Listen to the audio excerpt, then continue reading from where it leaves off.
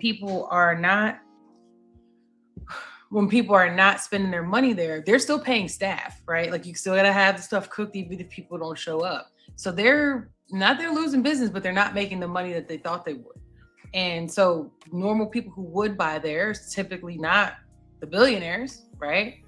Like they ain't pulling up every day to get them a chicken nugget meal. That's not who's buying that. So if you are using AI, or if you're like, you know what, we can just make Jill do two jobs, right? And not pay Jill and Johnny and get rid of Johnny, right? When you do those things and you start cutting down the people who work, those are the people that when they went to work, they were going to fast food.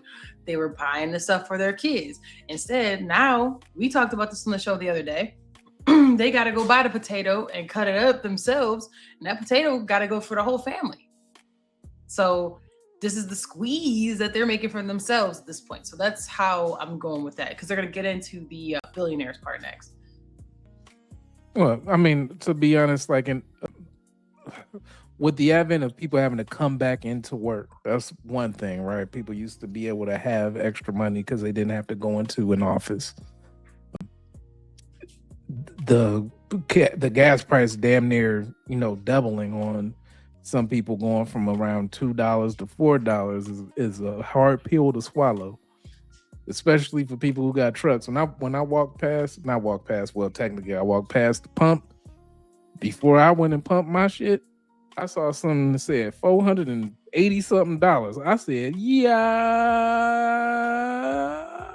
that must have been a RV or something that had that kind of price tag attached to it. Gotta be. Yeah, because I was just like, goodness, 400 something, or it had to be diesel. I just did. I was like, what the hell they put on these trucks? I mean, if you have a diesel truck, if you got a diesel truck, maybe. Because diesel was what, $6-7 a gallon? Yeah, it had to be an F650 or something. Pastor Troy was mad coming up. He said, Man, the decisions I have to make, which car I'm gonna take when I skate. It's like a 50-something gallon tank. I mean, but overall, I'm looking at it's like 50-something gallon on $6-7 a gallon. It's like a 50-something 55-gallon tank. Yeah. I would tell you from a personal perspective, folks feel like they've been being robbed, and at this point, with everything shooting up, they like some got to come the hell down. We can't, they want yesterday's price. They like, we want yesterday's price. Fuck today's price. That's what they saying. So you probably won't see no big change until folks start making adjustment to the cost of things. Because don't nobody care about a damn tariff. Don't nobody care about a damn what's being shipped. It costs what? We don't care about none of that. If the demand is down, then they're going to have to change up what they charge. So people don't want to go and spend that money no more. Buying dinners is becoming a thing again, as in buying dinner to cook. People making spaghetti more often again. Yeah, we're getting food. All that extra, you're gonna get that, baby. We got McDonald's at home conversation when you talk to the kids. So yeah, I mean, gas price too damn high. So that's where everything else suffers. We've seen this before. So we have them talking about this, and then we're gonna get into credit card spending next. So this is like going into the financial stuff. So I'll let them talk a little more because I want him to talk. It kind of gets to the point. He was actually kind of funny, but I want the economist to talk a little more.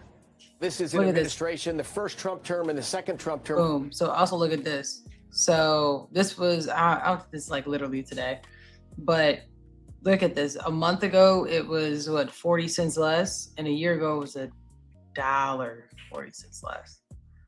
That's crazy. And they talking about averages. Averages, y'all. So if you in California right now, add $2. You gotta add $2 to that shit. Yeah, add $2. That's crazy. All about lowering energy prices and an incredibly successful record in doing that. You saw yesterday, energy prices came down below $100 a barrel. We're in a good place. We're in a good place. Did you hear that? He said we in a good place. No. I hear that. all of that lag. I It's guess not like maybe everything else goes under. I'd like to think Sean Duffy watches this show, but maybe he doesn't and doesn't Well, he realize had the he got gas his in face. California He is over said, $6 you know a what? gallon. But he's welcome to watch or come on. I just love the idea of an energy secretary boasting in a moment like this. I mean, it baffles me. Look, Steph, I actually have a PhD in economics. I studied for years. I've read thousands of research papers. And right now I'm on television trying to tell the energy secretary that energy is expensive. It's not that hard. But then explain what's happening. He looks stressed. Look at his eyes. Explain to us what is happening that you are watching Just the filled up energy his tank. secretary, the transportation secretary on TV speak to the American people and say the opposite of what our actual lived experience is. You heard me just rattle off to Rook what we're hearing from McDonald's, from Papa John's, from Whirlpool. Oh yeah, Whirlpool said that too, Look, which is Steph, wild. you just turned me from enjoying a laugh to actually a deep sense of angst. This is the post-truth moment.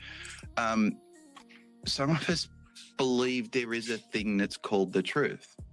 And if we can't speak to it, if we can't recognize it, if we can't see the problems of our neighbors, we can't address them. This is a profound shift in how American politics works. It's one that throws all expertise out the window, but it's not just expertise, it throws out reality. And more than anything else, that really fundamentally offends me.